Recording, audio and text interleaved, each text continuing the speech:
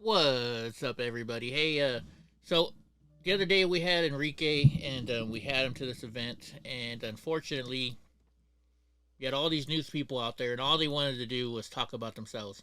I booked this, I'm writing this, and then they started arguing amongst each other, and I just wasn't having it. So what I did is I clipped out the audio, and I'm gonna play it here. And I'm not playing the questions they asked Enrique. I'm just gonna play what Enrique said.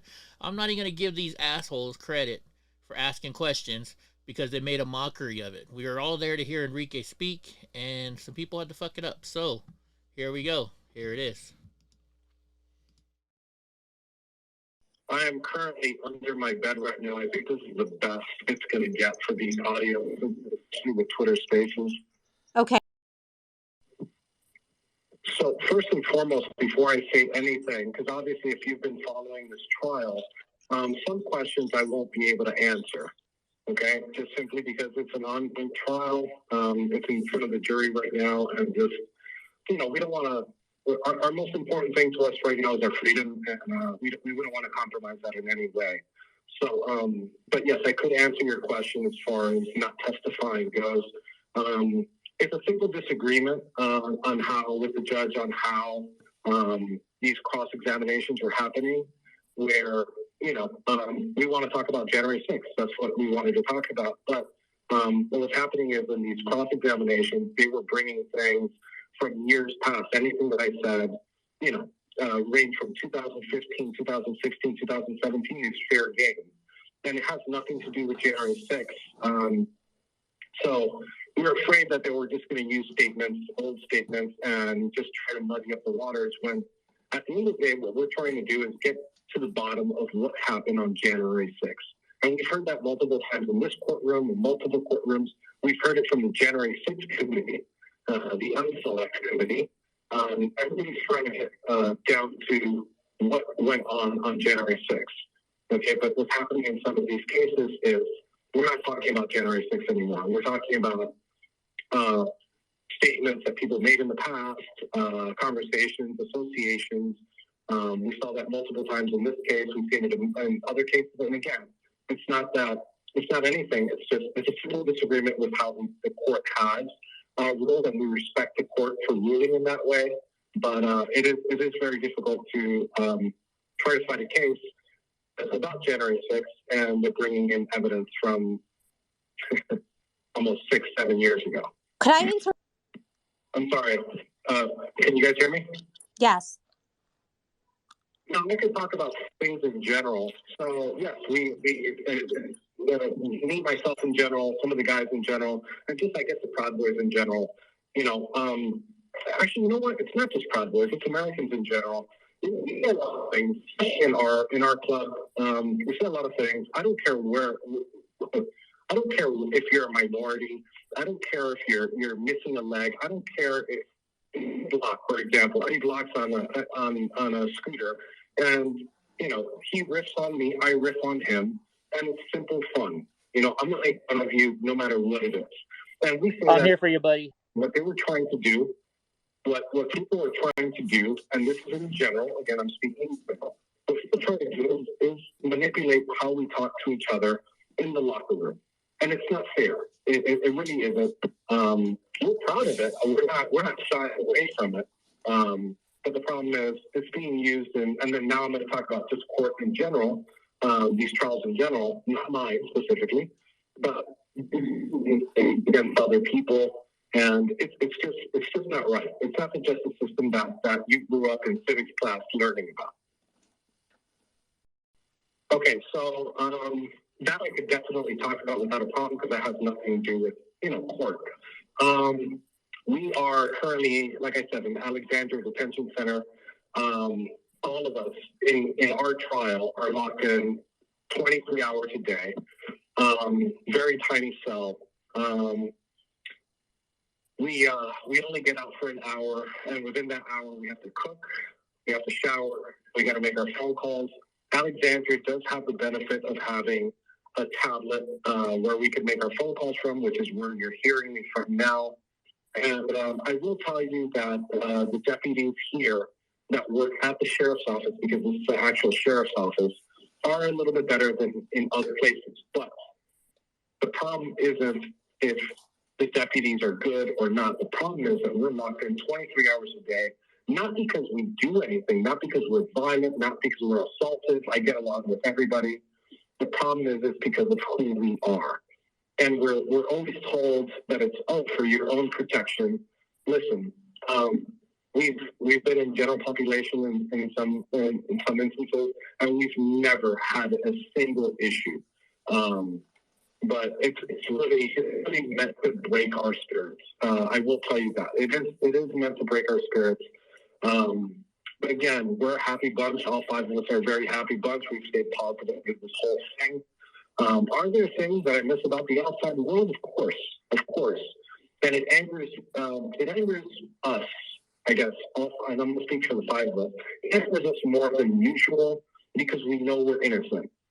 You know, if it was any other circumstance, if we were guilty of our crimes, then we'd have an easier time in here, right? Because you'd accept that you did something wrong, and you'd accept that you have to do time for it. You know, we're not lawless. We believe that there should be a justice system.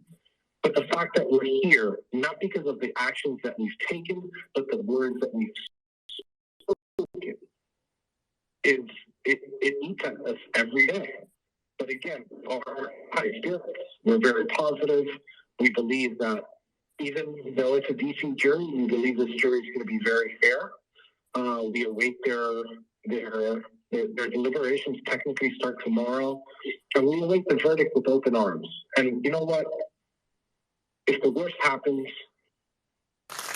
we're because you know what? We're standing on principle, and we haven't given up on each other, and we're not going to give up on each other ever. Can I just say hi, Enrique, real quick? This is Eddie. Okay. I love you, man. Glad I was there. For everybody who doesn't know, Eddie Block was a witness on the trial.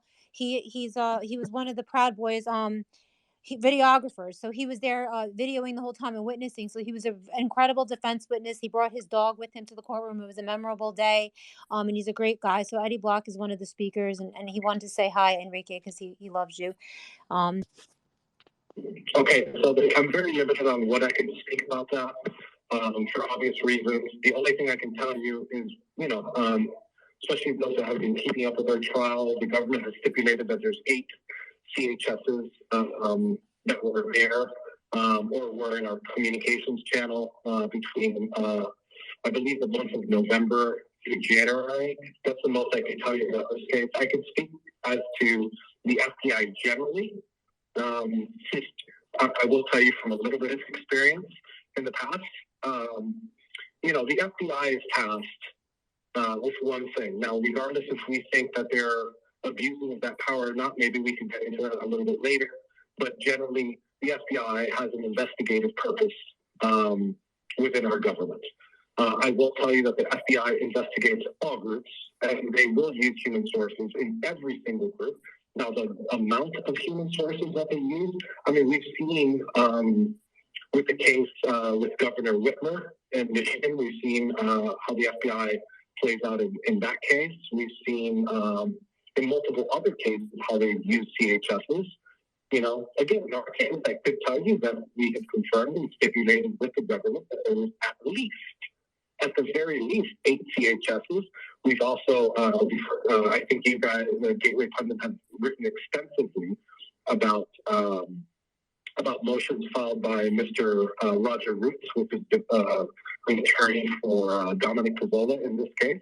And I'm sure that you guys have seen some of his motions. Very interesting stuff. The judge has declined those motions. Again, I respectfully disagree with the judge on some of those issues, but I'd say if you're running a group, here's my final word on that. If you are running a group that is somewhat effective, at least somewhat effective, I guarantee you that there are CHSs within your group. Okay, so another thing that I find, we have limited information while we're in here, and we don't have access to on-the-spot news articles or whatever it takes to do some research. But I believe the investigation on the weaponization of the federal government that's led by, correct me if I'm wrong here, it's Jim Jordan. Yeah, he's in charge of the Judiciary Committee and the weaponization. I applaud that. I don't know what their progress is. I would suggest that Jim Jordan subpoena some of these J6 defendants to see how it is. I'm of the opinion that the DOJ has been weaponized when it comes to some of these January 6 cases. Again, I'm not speaking to mine specifically, but it has been weaponized to a lot of these January 6 cases. I'm going to be dead honest. If you walked in the building, I agree. Maybe you should get hit with trespass. If you assaulted a police officer, fine, get hit with assault on a police officer. If you broke something, if you stole something, get charged that way. But that's not what we're seeing here in a lot of these cases. What we're seeing here with a lot of these cases is they're overcharging these cases. They want to give multiple years, decades. In some of these cases, I'll tell you, in an Oath Keeper's case, I pray for them every day. In the Oath Keeper's case, I don't know what they're going to sentence them to, But Jim Jordan needs to start subpoenaing victims of that weaponization, not just the people doing it, but the victims of such a weaponization. I mean, we're seeing it across the country. We're seeing it with former President Donald Trump. We're also seeing it with, unfortunately, we're seeing it. It might not be the DOJ, but it is big law firms. We're seeing it with Tucker Carlson. We're seeing it with this lawsuit from Dominion to Fox News, even though I hold no sympathy to Fox News at this very moment. But we're seeing it. We're seeing it happen. Alex Jones, what happened to Alex Jones? I think we're seeing, I don't want to exaggerate, but this is sounding a little bit 1934-ish to me. Enrique, and I'm going to tell you, I don't say that to make anybody feel bad or anything. Again, we're very strong here. We're very united. And if I could do this whole thing over just to prove a point, then I'll do it again, because we did nothing wrong. The Proud Boys did nothing wrong. But if you're asking my personal opinion on what bothers me the most, it's just being outside. It's so simple. People miss a lot of different things from, food or whatnot. But just like little things that bother me is being outside. But the number one thing that bothers me from being in here is me not being able to spend time with my family. I think that's probably the number one issue that I have. And probably something that I will tell you that gets me in a week sometimes, and it does foment some anger in me. I'm very thankful to have such an amazing family that sits there every day through trial, through this whole thing, flies, almost, every week or every other week from Miami, takes time from work. I got a beautiful mother, a beautiful woman that sits there every day. And, I can't be luckier to have them and the rest of my family on the side. Before I went in, I did a podcast with Norm Pattis. Just in case you guys didn't know, Norm has a very good podcast, a very good audio podcast. And I had the pleasure of being one of the guests on this podcast. And he asked me about what's important to me. And I told him that those priorities have changed. And it's always been God, family, and country were things that were important to me. But since my incarceration in D.C., not my incarceration for January 6th, for the banner burning, those priorities have definitely changed. And that list of priorities goes God, tribe, and God, family, and tribe.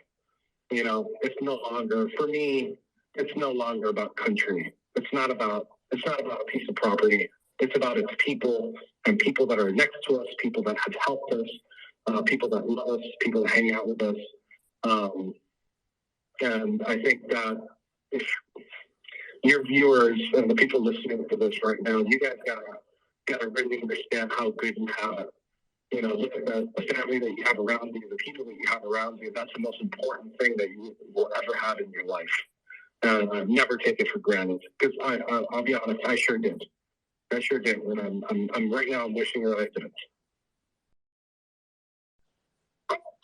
Yeah, and I find humor and everything. I think it's actually pretty funny because here in this jail they have the Lockerbie bomber. I don't know if you guys heard that the Lockerbie bomber came to the custody of the United States back in December. And they have the Lockerbie bomber here, and he killed a whole bunch of people. He bound an entire plane, and they don't have him on the security level that they have me. Okay, we literally have to clear the entire floor. I could do visits with my family by myself. Okay, there's nobody could be around me. I walk the halls. It looks like a ghost town. It's just me and one other deputy. And I'm in the highest level of security that anybody can be in this jail. And that's in every jail that I go to. And again, they have the Lockerbie bomber in here, and this guy's in general population just hanging out.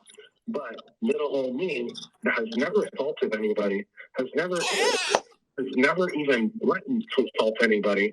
They got me on like this super max lockdown. Yeah, that's another thing, and it goes to the first question that was asked about our condition. One of the reasons why that bothers me, and the term I use is that it takes the oxygen out of your lungs. We're not allowed to go outside. I have not seen, my skin has not, the sun and my skin has never been in direct contact. Okay? For the past, I think it's 13 months, a little bit over 13 months. We're going on the 14th month. And that's just me. I don't want to sound like I'm complaining because some of the guys have been here for over 2 years. But just the sun has never hit my direct skin in the past 13 months. And I'm a person that needs sun. And I'll be honest with you, everybody used to call me say that I was very, very dark. I am very, very white right now. You know, I'm so white that that I might start liking mayonnaise.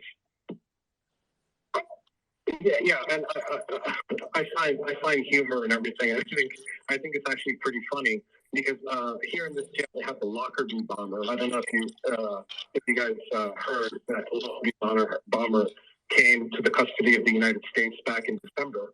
And they have the Lockerbie bomber here, and he killed a whole bunch of people. He bound an entire plane, and they don't have him on the security level that they have me. Okay, we literally have to clear the entire floor. I could do visits with my family by myself. Okay, there's nobody could be around me. I walk the halls. It looks like a ghost town. It's just me and one other deputy. And I'm in the highest level of security that anybody can be in this jail. And that's in every jail that I go to. And again, they have the Lockerbie bomber in here, and this guy's in general population just hanging out. But little old me that has never assaulted anybody, has never even threatened to assault anybody. They got me on like this super max lockdown. Okay, just to touch, and there's some things that Julie just said that I can't touch, unfortunately. But there are two topics there that I will touch, and it's one, my attorneys. My attorneys have done an amazing job through the whole trial. I've also had the luck of not just having them, but I've also had the luck of being able to have access to my discovery, which I know 99% of these January 6th defendants have not been able to do, including the other four gentlemen in my other four brothers in this case have not had access to the discovery the entire 2 years that they've been here. I even have the pleasure of being able to do that. I have to say the pleasure. I mean, it's not a right anymore. I can't comment as to the prosecutors and the judge's decisions on the case. But I will comment on, she said something that's important. And she said it's how to really do to get to Trump. And, you know, I don't want to be the person to say it. I don't want to talk about the elephant in the room. I do believe that this case is the next stepping stone to going and weaponizing our federal system to silence political dissent. And the next stepping stone. If they're able to close this case, if they're able to get a conviction, you know, I hope this jury sees through what's going on, and I hope this jury, renders, I hope this jury renders a fair verdict. Because the only fair verdict in this trial is a verdict of not guilty on all counts. Okay? If the guys were hit with trespassing, they would probably take it. But I will tell you, this is the next stepping stone. This is the next stepping stone. And it doesn't stop at the top. It's trickled down, okay? I'm going to use Reagan's term. It's trickled down. They can weaponize it against anybody. They're doing it now. They're weaponizing anybody, but they're trying to get to the top. And what they're trying to do is they're trying to manipulate the 2024 election. And that's what it boils down to. I wish the country was heading in another direction, and I wish I could sit here and I could tell you how to fix it, but I can't. And plus, I'm a little bit preoccupied trying to get some freedom and get some sun. Be eternally thankful for you for even reporting on the case. I've read some of your work, and journalism is journalism. I'm not gonna comment on what side or anybody's on, but as far as our strategy, I will reserve the answer to that question until we're out of the hair of this trial.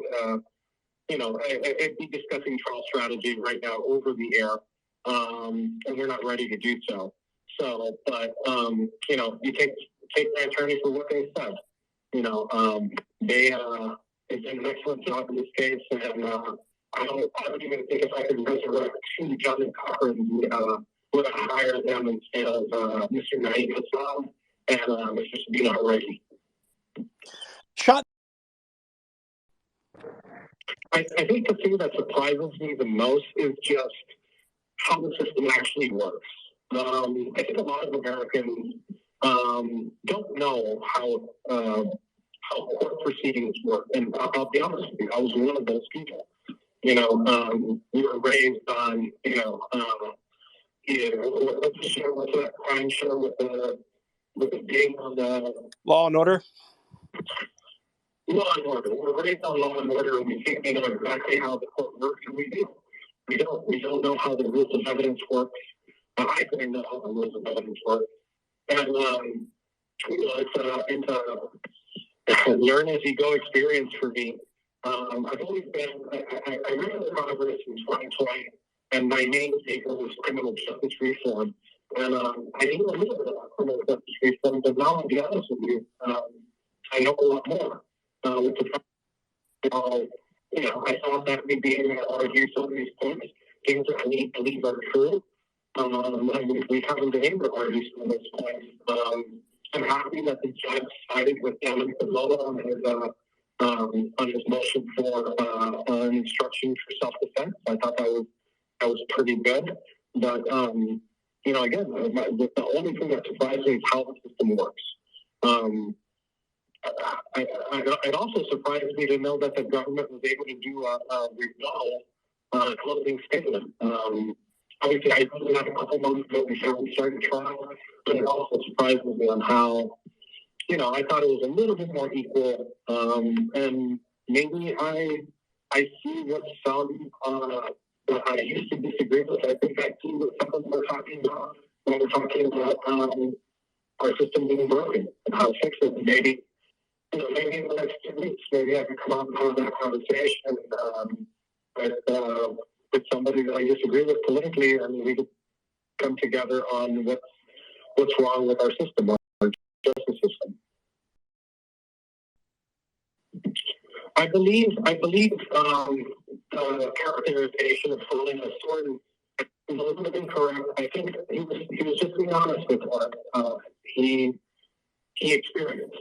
And I can't speak to what he what he thought or anything, but I don't believe he was holding a sword. I think he went up there. He was honest. He was very clear. And I mean, the premise. Say again what my point was. I don't agree with the characterization of falling on a sword. I think, like I said, I think he was up there. He was honest. He was under oath, and he said his truth. And I believe that the jury saw that, and I'm hoping that the jury saw that. And again, it's up to them. It's up to them to see what the truth is. What the facts are, what the facts they accept. And the only thing I can say about Dominic is he's a person that. I said this a couple of times. I don't know how the balls fit between his legs. He was very honest. He was very blunt, and we'll see. We'll see how the end plays out. This January 6th case. A lot of people lie to get out of their mix. And my point is, Dominic could have easily just lied. And he could have been home. He could have been home with his wife and his mother, and his kids.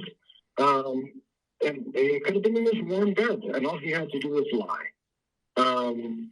And he didn't. He decided that he wanted to tell the truth, and he decided what was right and what was wrong. And he's there. And like I repeated, I don't know how the balls fit between his legs. Dominic, I met Dominic in December, and he's a grade A dude. And I think again, and I think this jury's going to see it. I think this jury's going to see what the issues are with this case, because this case is going to have its. If this case doesn't go the right way, it's going to have ramifications not for us, but for the American people as a whole.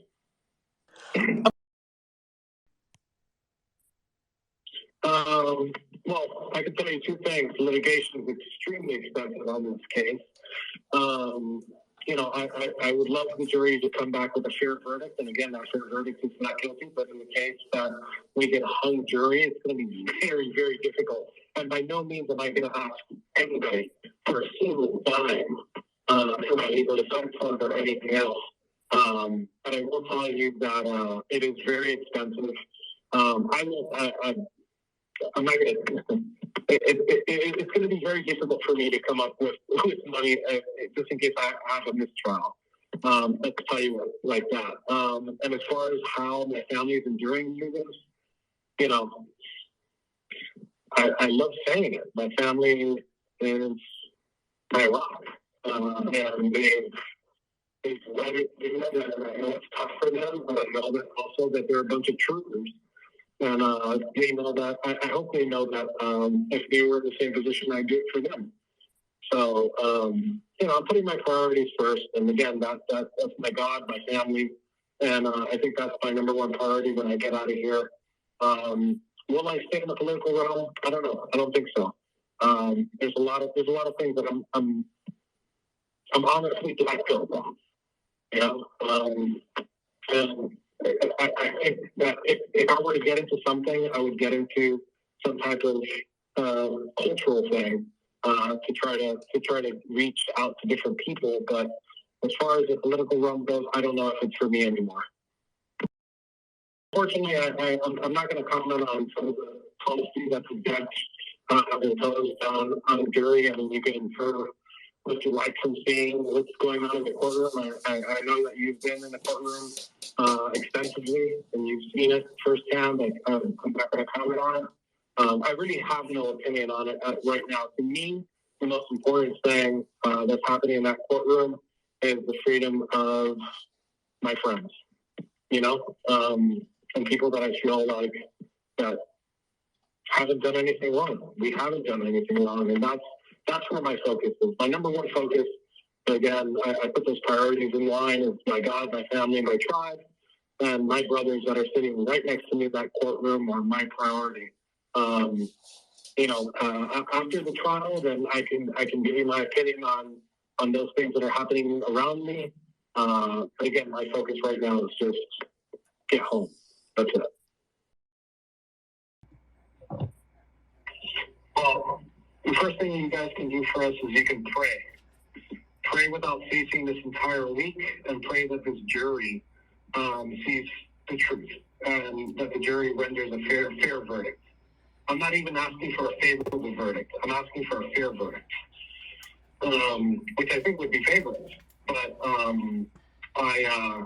another thing that they could do is I think Kara told me she wrote an article the other day on how to message the guys on their Securus tablets while they're here.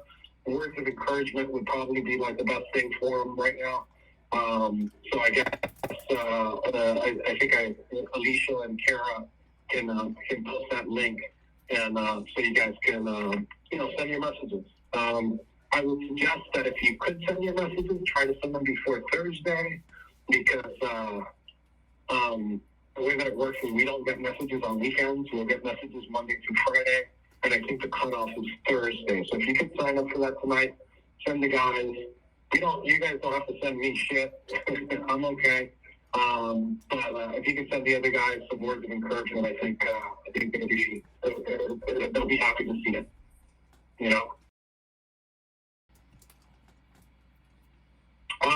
You can go to, I believe it's freejoebigs.com, freezach.com, and I believe it's ZACH. Alicia, I don't know exactly how those websites, exactly the URLs to those websites, but if you can find out and post those, but I think it's free Zach. There's another one, Free Joe Biggs. I think you can have one. I think also you can give them to go and search for the guy's name. Dominic has one there. If the guys have one, I would say highly suggest them to give them go. $5 is $5, $10 is $10. I mean,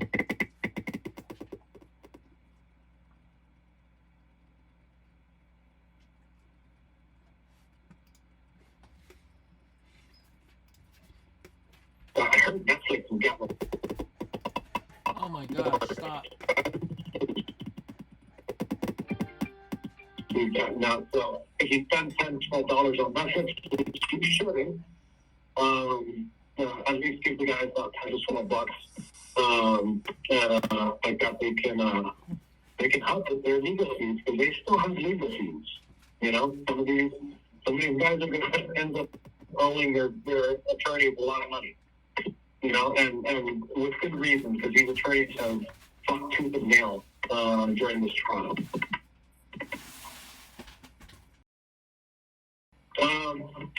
How I'm wearing it on my face. I think the best way that I could wear it on my face is the most honest face that I have, and that's a smile from ear to ear. I will tell you, no matter what that verdict is, I'm going to be smiling from ear to ear. Your faith, your faith in God, Enrique. How this is taking a toll on your faith. I'm going to smile. I think I haven't changed my faith at all. I've always been has it brought me closer? Yes, of course. I have a lot more time to myself. And for a little while there, the only book I had was the Bible. I've gotten, I know me and, I know Carol said that my mom is on there, and we've been reading Psalm 91 over and over again every night before we go to sleep until the verdict comes in. And I actually know I'd like the listeners that are people of faith and believe in God. I think you guys should for the next couple nights until we get the verdict. And if you guys want to read Psalm 91 with us every night, you're very good at that. I think I would rather enjoy that.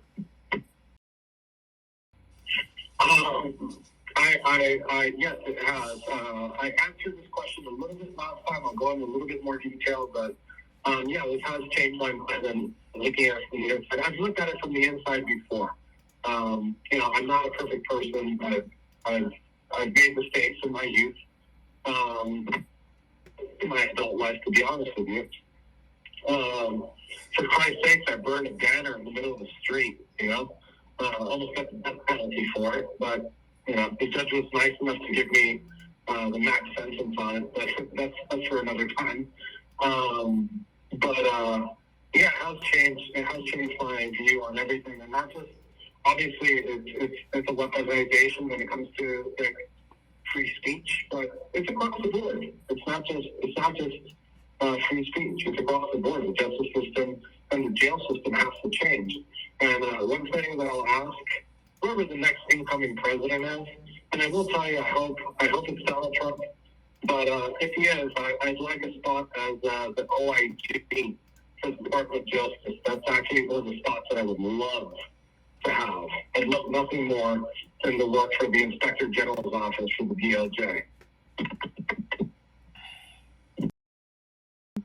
Oh, again, if it wasn't for my family suffering, I would have changed the world. Yeah, this has taught me a lot. It's taught me a lot about myself, number one. And it's taught me, I'll tell you what, my views on the world have shifted, and it hasn't shifted in a way that you think, where it shifts completely in one direction. My views on the world have shifted like a Rubik's Cube. Where I thought the Rubik's Cube was perfect when all the color spots were exactly where they were supposed to be. And my Rubik's Cube right now just has all sorts of colors on each one of its faces. I've gotten to read a lot, which I really appreciate. I've gotten to read a lot of the works from our forefathers. I gotten to read a lot of John Locke. I've gotten to read Thomas Paine, Montesquieu. A lot of these great writers of the past have given me insight into the world and what people were thinking and how the world works. I don't have different views on what people that I thought one day I disagreed with, and now I'm coming to terms that I agree with them more than what I think. I mean, there is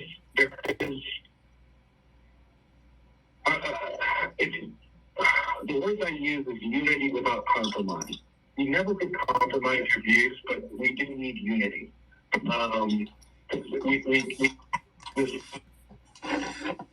issue in this country, with what's going on now. I mean, you're watching, not to get into the political realm right now, but you're watching this unfold before your eyes. I remember in 2002, when I first started getting into, worldview and stuff like that, I was against the war in Iraq. And we're seeing it right now with Ukraine. And then we're seeing political sides shift. We're seeing South America siding with China. We're things that we shouldn't be involved with. And we're seeing this dramatic shift in our geopolitics. And I think it's important for us as a country to be more united than ever. There's more forces of evil than you think, and it might not be the devil is in disguise. And some of us, even as weak as we are, we're not seeing the bigger picture. We need to look at the more. So I suggest, it goes back to one of the questions that I have. We have to start fighting the culture war. We have to get involved. We have to, educate ourselves. It's something that I used a while ago. I think all of us should read a little bit more. Because here, when you're out there, we tend to forget that the world is an ugly place because we're surrounded with, we can get coffee. We walk down the street. We don't even have to leave our house to live anymore. We have people bring stuff to us. We have Uber. We don't even need a driver. We live like kings right now. And it's actually making us very, very lazy and very, very complacent. I think that, we need to start looking at things because But we're here, it's, I think the most simplest thing, ketchup, right? We've had this third-party ketchup package that they've given us. And the other day they gave us Heinz ketchup, and I lit up like a Christmas tree. Like they just gave me the biggest gift in the world. So I appreciate those little things. And sometimes we take things for granted that are right in front of us. And you know, I think we need to appreciate those things that are close to us. And number one is our God and our family. Can we talk about Enrique and the guys? I mean, let's stop talking about everybody else. This show's about Enrique. I mean, Sure. Come on, guys. Honestly, you guys cut me off a couple times. It's not Hey, about Eddie. everybody's ego. It's about Enrique. Right. No. He's Sure. the one I on mean, trial here, guys. well, Come we're on, just please. trying to keep time until to see if he's calling back, Eddie. We hope he could call us back, but we don't know I get if it, he but, can. but the whole time when we had him here, you guys kept cutting him off. Everybody wanted to hear him. I know. I'm just saying. I love Enrique. I was there. I mean, they were going to throw me in jail for testifying to protect Enrique and the boys. And I know you're a very loyal person. I appreciate your testimony. It You was know. very good. Thank you for taking all that very, very helpful footage, Eddie. Thank you. Julie. All right, guys, that's it. Hope you enjoyed it. Let's play a little music in the background here. That was it. At the end, you got to hear me kind of go off on them. They were just being way out of it. They shouldn't have been doing what they were doing. But so do what Enrique says. Say some prayer for him and the boys. I'll put up a video of how you can email them. I got a little tips and tricks because I've been emailing a couple of the guys. And say your prayers. Send your prayers to the guys, all right? All right, you guys. Have a good day, and we'll talk to y'all later.